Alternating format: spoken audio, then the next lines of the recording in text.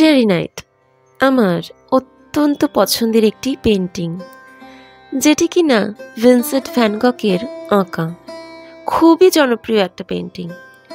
সেটিকে আমি আজ আমার ফেসে আঁকার চেষ্টা করব, আমার নিজের মতো করে। দেখা যাক কতটা কি করতে পারি। যখনই আমার মন খারাপ করে, কিচ্ছু ভালো লাগে না, তখনই আমি একটু স্টারি নাইট পেন্টিংটা করার চেষ্টা করি, আর নিমেষের মধ্যেই আমার মনটা ভালো হয়ে যায়।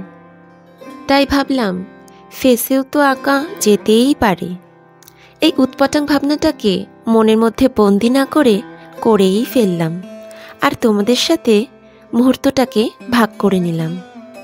কতটা কি করতে পেরেছি জানি না, কিন্তু এটা করে আমার অনেক ভালো লাগছে।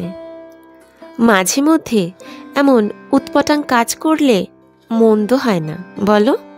যদিও বা এটা করতে আমার একটু অসুবিধার মুখোমুখি হতে হয়েছে। আসলে প্রথমবার এমন কিছু করার চেষ্টা করলাম তো, তাই। আচ্ছা, ভ্যান গকের সম্পর্কে কিছু তথ্য তোমাদের সাথে শেয়ার করি চলো। ভ্যান গকের তৈরি বহু ছবি আজ পৃথিবী বিখ্যাত। তারই মধ্যে অন্যতম স্টারি নাইট।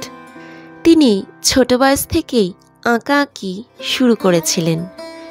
যখন তার বয়স 27 পেরিয়ে 28 হবে, তখন তিনি চিত্রকর্ম আঁকা শুরু করেন। অসংখ্য বিখ্যাত চিত্রকর্ম তার জীবনের শেষ 2 বছরে আঁকা। প্রতিকৃতি, প্রাকৃতিক দৃশ্য, সূর্যমুখী ফুল, গমের ক্ষেত, পোর্ট্রেট ইত্যাদি তার আঁকার বিষয়বস্তুর মধ্যে ছিল। কিন্তু সময়ের সাথে সাথে তার জীবনটা নিঃসঙ্গতায় ভরে গিয়েছিল। দীর্ঘ বিষণ্ণতা ও মানসিক অসুস্থতার ফলে তিনি মাত্র 37 বছর বয়সে আত্মহত্যা করেন। আজ যে ছবিটা এত পৃথিবী বিখ্যাত, যার মূল্য কিনা $100 মিলিয়ন বেশি, সেটি তিনি গত হওয়ার পরে এতটা জনপ্রিয়তা লাভ করে। কি অদ্ভুত, তাই না?